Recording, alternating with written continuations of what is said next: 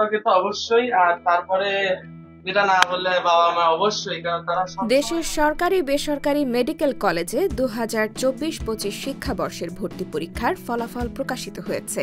এতে 37টি সরকারি মেডিকেল কলেজে ভর্তির জন্য 5,372 জন পরীক্ষার্থী প্রাথমিকভাবে নির্বাচিত হয়েছেন। ফলাফল প্রকাশ করা হয় গতকাল রবিবার 19 জানুয়ারি বিকেল 4টার পর। এবারের মেডিকেল কলেজের ভর্তি পরীক্ষায় প্রথম হয়েছেন খুলনা মডেল স্কুল অ্যান্ড কলেজের শিক্ষার্থী সুশোভন বাছার। তার প্রাপ্ত নম্বর 90.75। ফলাফল প্রকাশের পর উন্মেষের সঙ্গে এক ফেসবুক লাইভে সাক্ষাৎকারে তাৎক্ষণিক প্রতিক্রিয়া জানিয়ে সুশোভন বলেন, আমার খুবই টেনশন হচ্ছিল যে ডিএমসি আসবে কিনা, তবে এমন রেজাল্ট হবে সেটা স্বপ্নেও ভাবিনি।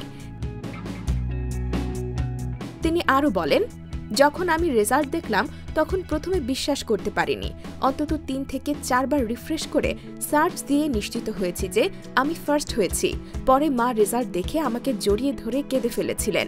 সেই মুহূর্তটি খুবই আবেগঘন ছিল। আমি নিজেও ইমোশনাল হয়ে গিয়েছিলাম। সুশোভন বলেন, আমি সবার আগে সৃষ্টিকর্তার কাছে কৃতজ্ঞতা জানাই। বাবা মায়ের অনুভূতি ভাষায় প্রকাশ করা সম্ভব নয়। পাশাপাশি শিক্ষকদের প্রতিও আমি কৃতজ্ঞ। ক্লাস 3 থেকে ডাক্তার হওয়ার স্বপ্ন ছিল আমার।